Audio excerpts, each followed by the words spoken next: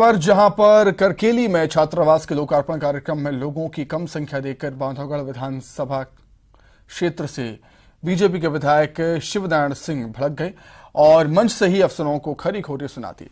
विधायक जी मंच से ही गिनती के मौजूद लोगों के नाम बताने लगे और कहने लगे कि जब लोग ही नहीं हैं तो करोड़ों रुपयों के लोकार्पण का क्या मतलब, हम सरकार की योजनाओं के बारे में किसको बताएं। मजेदार बात तो ये थी कि मंच पर जिले के प्रभारी मंत्री रामकिशोर कावरे के साथ ही जिले के आला अफसर भी मौजूद थे, लेकिन किसी ने कुछ नहीं बोला। मंत्री आए हुए, जरा सा भी आपको चिंता नहीं है?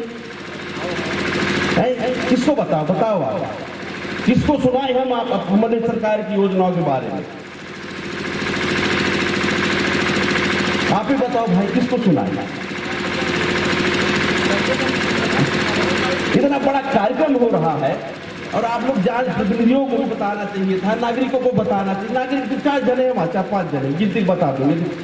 गुप्ता जी बैठे, दिलवाल जी बैठे, वसीम साहब जी बैठे, करकेली की अगर हमारे भैया बैठे। पीसीसी चीफ के आवास पर हुई बैठक पर कांग्रेस विधायक संजय शर्मा ने कहा है कि बैठक चुनावी तैयारियों को लेकर आयोजित की गई और इस बैठक में जिला और बूथ लेवल पर कार्यकर्ताओं को काम करने की रणनीति बनाई जा रही है।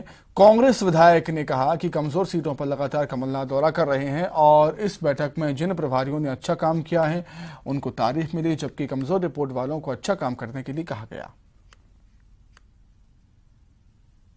कमलनाथ जी का दौरा पूरे मध्य प्रदेश में हर सीटों पर जारी है। लगातार हर हफ्ते कहीं ना कहीं उनका दौरा लगता है और चुनाव का वर्ष है। हारी सीटें, जीती सीटें, सब पे लगातार कांग्रेस पूरी मेहनत कर रही है। हमारे बूथ स्तर तक की तैयारियां जारी हैं। संगठन के प्रभारी माननीय जेपी अग्रवाल जी भी अभी 10 तारीख को होशंगाबाद जाएँ, कल विदिशा जा रहे हैं। वो भी भोपाल में रह के लगातार हर जिलों के दौरे कर रहे हैं। प्रभारियों से रिपोर्ट भी मांगी है। प्रभारी जो जा रहे हैं उनकी रिपोर्ट भी मांगी है और जहाँ कोई कमी है उसको अपग्रेड भी करना है। जहाँ कोई किसी प्रकार के हमारे कोई नेता काम अच्छा कर रहे हैं उनकी अच्छी जानकारी, जो नहीं कर पा रहे उनको और सक्रिय करना। एमपी कांग्रेस प्रभारी जेपी अग्रवाल ने बयान दिया, कांग्रेस छोड़कर बीजेपी में गए नेताओं पर बरसे हैं। बीजेपी सरकार में मंत्री और विधायक बने नेताओं पर निशाना साधा है।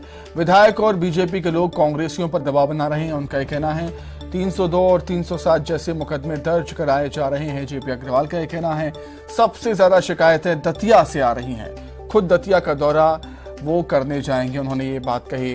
कांग्रेस के कार्यकर्ताओं पर जुल्म ढाए जा रहे हैं, उनकी जमीनों पर कब्जे किए जा रहे हैं। इसके बावजूद कांग्रेस का कार्यकर्ता टूटा नहीं है। बुनियादी बात यह है कि जो हमारा नीचे जो हमारा वर्कर है वो बहुत उत्साहित है, उसकी तादाद में कोई कमी नहीं है। और मैं कई जिलों का ऐसे जिक्र कर सकता हूं जहां भारतीय जनता पार्टी के लोगों ने या जो लोग हमें छोड़ के गए और वो विधायक बन गए या मंत्री हैं आज की तारीख में, वो वहाँ जो कांग्रेस के कार्यकर्ताओं को बुरी तरह तंग कर रहे हैं, उन पर 302, 307 के मुकदमे लगा रहे हैं, उनकी ज़मीनों पे कब्जे करा रहे हैं। उनकी बहुत शिकायतें हैं हमारे पास, बहुत शिकायतें। मैं खुद भी शायद दतिया विजिट करने जाऊंगा क्योंकि वहाँ सबसे ज़्यादा शिकायतें वहाँ से आ रही हैं। जबलपुर में एक और कोरोना का मरीज सामने आया है। इसके साथ ही जबलपुर में अब एक्टिव केसेस की संख्या 2 हो गई है। दरअसल कोरोना का ये नया मरीज कल कोरोना पॉजिटिव आई महिला का ही पति है। आपको बता दें, महिला, उसका पति और दोनों बच्चे 1 जनवरी को ऑस्ट्रेलिया से जबलपुर पहुंचे थे। खांसी जुकाम होने के कारण महिला ने प्राइवेट लैब में कोरोना टेस्ट करवाया था। इसके बाद महिला की जांच रिपोर्ट पॉजिटिव आई है। इसके बाद अब महिला के पति की रिपोर्ट भी पॉजिटिव आई है, जहां महिला और उसके पति को होम आइसोलेशन में रख दिया गया है। इसके साथ ही ब्रिटेन से जबलपुर होते हुए बांधवगढ़ नेशनल पार्क घूमने पहुंचे डॉक्टर दंपत्ति की रिपोर्ट भी पॉजिटिव आई है। लोग भारतीय भी हैं और जो अपना जॉब कर रहे हैं विदेश में, वो अपने घर आए हैं। जैसे एक महिला जो बिलहरी क्षेत्र की थी, वो भी यहाँ अपने रिलेटिव्स के पास, अपने मदर फादर के पास आई थी जो पॉजिटिव आई। उसके बाद जो ऑस्ट्रेलिया से परिवार आया वो वहाँ जॉब करते हैं जबकि उनका घर यहीं है, वो भी पॉजिटिव आए।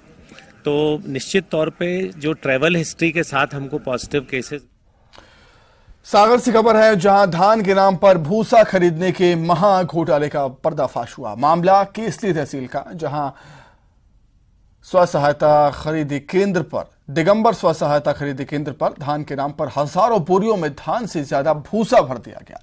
मंडी, सहकारिता और खाद्य विभाग के अधिकारियों की मिलीभगत से इस भूसे को किसान से खरीदा गया। धान बताकर भुगतान लेने की तैयारी थी। महाघोटाले का खुलासा होने के बाद प्रशासन के अधिकारी मौके पर पहुंचे और केंद्र को सील कर जांच की जा रही है। शिकायतें प्राप्त हो गई थी कि अमानक स्तर की यहाँ पर धान खरीदी हो गई है, तो मौके पर मेरे द्वारा तहसीलदार सर के साथ में यहाँ पर आके विजिट किया गया और धान की गुणवत्ता भी देखी गई।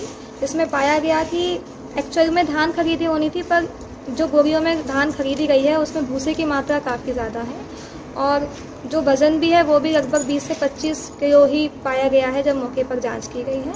जिस तरह से खरीदी केंद्र में भ्रष्टाचार की और अमानक धान खरीदी का मामला सामने आया है, निश्चित रूप से बेहद संवेदनशील मामला है, गंभीर मामला है। प्रशासन को संज्ञान लेते हुए इसमें कड़ी कार्रवाई करनी चाहिए। जो भी दोषी लोग हैं उनके खिलाफ बेहद कड़ी कार्रवाई करने की आवश्यकता। देवास में सरकारी राशन की कालाबाजारी का मामला सामने आया। दरअसल Madhya Pradesh state civil supply corporation की बोरियों में भरा अनाज मिला है। सूचना मिलने पर कनिष्ठ खाद्य आपूर्ति अधिकारी मौके पर पहुंचे और प्रथम दृष्टया पीडीएस का चावल होना पाया। ये सरकारी चावल मल्हार रोड आरा पट्टी के नजदीक गोडाउन में पाया गया। खरीदार ने बताया कि कुल 330 कुंटल चावल उसने जमा किया। उसने आगे बताया कि ये माल किसी फेरी वाले से खरीदा था और उसे नहीं मालूम ये पीडीएस का अनाज। मिलती है, हम लोग कार्रवाई करते हैं। अब वो किन उपभोक्ताओं से खरीदा, किन परिस्थितियों में खरीदा, ठीक है।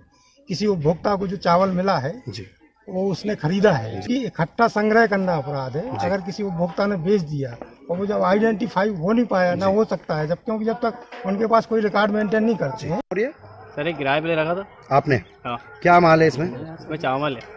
और कहाँ से एकत्रित किया था आपने? ये बेचने आते हैं लड़के लोग, फेरी वाले बेचने आते हैं। और चावल भी है ये मालूम आपको? ये आपने बताया सर, अभी कंट्रोल का चावल है। कंट्रोल का चावल जी। कहाँ देते थे आप ये पूरी मात्रा? ये भी सर मंडी देने जाते हैं। मंडी में किस जगह? अनाज मंडी। अशोकनगर कलेक्ट्रेट परिसर में उस समय बड़ी अजीब स्थिति बन गई जब एक युवक को कुछ लोग पीटने लगे। पीटने वाले लोग शिकायतकर्ता बताए जा रहे हैं। आखिर में पुलिस को मौके पर पहुंचकर युवक को बचाना पड़ा। दरअसल ककुरा तुमेन के लोग गांव की सरकारी राशन की दुकान पर खाद्यान्न न मिलने की शिकायत लेकर पहुंचे थे, जहां इस युवक ने खुद को खाद्य विभाग का बताकर ज्ञापन ले लिया। लेकिन जब ग्रामीणों को इस फर्जी युवक का पता चला तो नाराज ग्रामीणों ने उसकी पिटाई कर दी।